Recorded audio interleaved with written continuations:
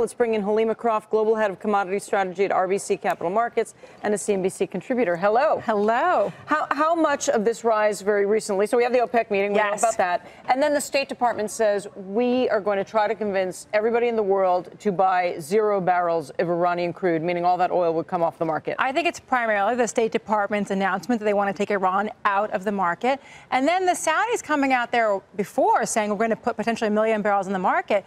The concern is, if Saudi puts 1 million barrels on the market, but we're planning to take 2 million off of Iran, is there a gap that can't be filled? I can do the math, right? There's a difference of 1 million barrels, and we're still short. The question is, the Saudis will say, we have 2 million barrels of spare capacity. But we've never seen Saudi produce above 11. And so given the potential call on Saudi barrels, I think there is some question marks on how fast they can ramp up production to those levels. If we're going to try and take all of Iranian production off the market, how successful do you think that will be? Well, let's look what Obama did. Obama was looking to take them down by about, 1 million. He got to about 1.2 million.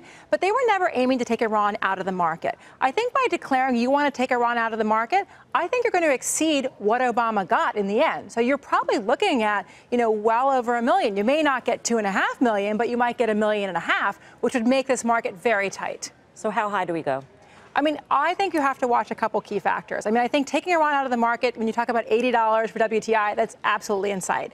The other thing to watch, though, is what are the other supply disruptions? Venezuela continues to drop very fast, and that's why it's a very risky strategy.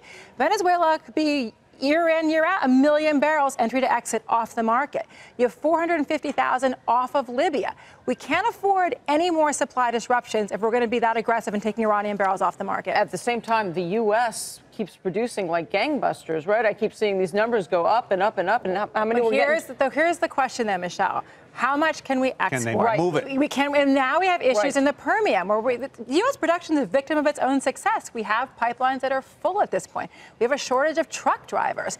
And so a couple years ago, I think no one would have thought the U.S. government would have to be calling Saudi Arabia and say, give us 1 million barrels. But now with shale having infrastructure issues, we're having to go to the Saudis. The Russians are helping us with putting more barrels on the market. So it'll be really a question about, can the traditional producers pony up enough barrels? So $80 is a layup in your view? I think 80, if we're going to go through with this strategy, if we are clearly intent on taking 1.5 million, 2 million Iranian barrels off the market, that's what we have to reconcile ourselves Do I hear to. 100 anywhere in this? This has to be the interesting question of, is there another shoe to drop in terms of supply? So if we have more supply problems, or we have to watch what the Iranian response is. Obviously, the Iranians are not happy with being subject to these sanctions. They're not happy with the Saudis basically saying they'll put 1 million barrels on the market.